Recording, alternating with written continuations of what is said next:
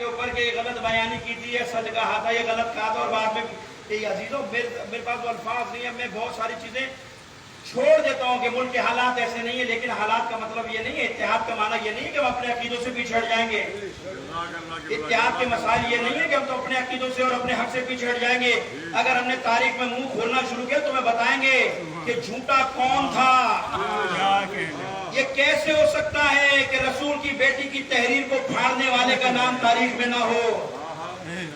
یہ تو مصلحت زمان ہے کہ نہیں بتایا جاتا، تم نے اتنا بڑا جملہ کہا، اور یہ سنیوں کا بھی عقیدہ نہیں ہے۔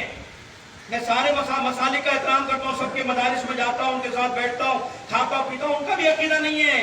وہ بھی پنجتن پاک کو بہت عظیم مقام دیتے ہیں، بہت بڑا مرتبہ ہے پنجتن کی نظر میں۔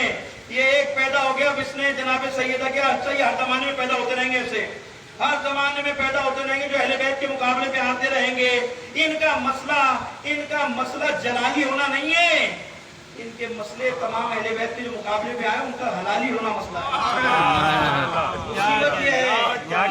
روایات کی روشنی میں جملہ بول رہا ہوں کہ اہل بیت کے مقابلے پہ آ نہیں سکتا مگر یہ کہ جس کی ولادت مشکوک ہو، اس کے جملے ہیں۔ نعرہ حیدری،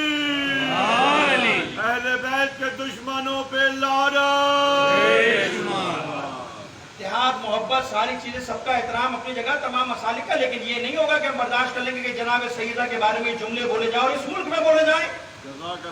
اس ملک کے اندر جس میں ویسے ہی فرقہ واریت کی آگ لگی پڑی ہے۔ آج پھر ایک مولوی اٹھا کے اس نے کہا کہ بنو میہ بڑی اچھی ہے، آپ سن رہے ہیں نا کہ بھائی امام زین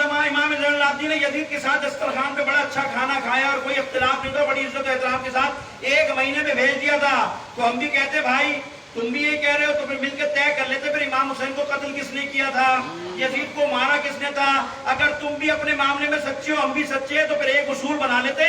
تم بھی قتل کرنے والوں پہ لعنت بھیجو، ہم بھی قتل کرنے والوں پہ لعنت بھیجتے ہیں۔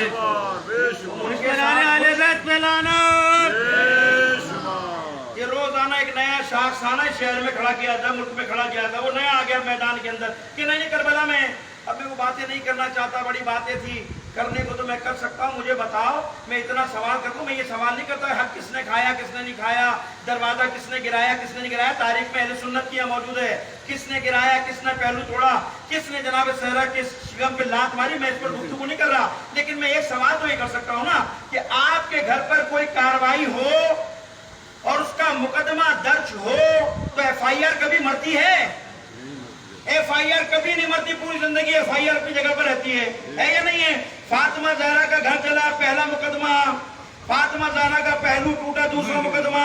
فاطمہ زہرا کا بیٹا محسن شہید ہوا، تیسرا مقدمہ، علی کے گھر میں گھس کر رسی ڈال کر کھینچا گیا، چوتھا مقدمہ، یہ کئی سالوں بعد واقعات ہوئے، تیسرا چوتھا دن ہے۔ مجھے کوئی ایک خلافت کا دور دکھا دو کہ کسی خلیفہ نے اس زہرا کے مجرموں کو لا کر اس کو سزا دی ہو۔